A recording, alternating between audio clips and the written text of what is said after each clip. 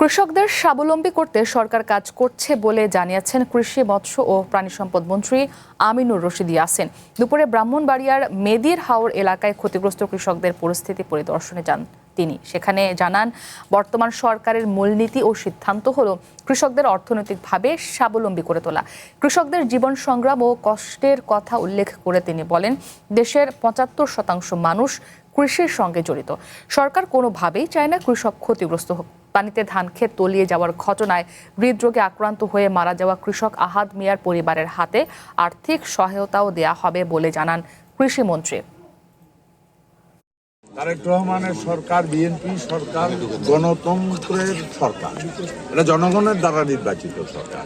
মনে প্রাণে আমরা বিশ্বাস করি দেশের ৭৫% মানুষ কৃষক। আমি নিজেও একজন কৃষক।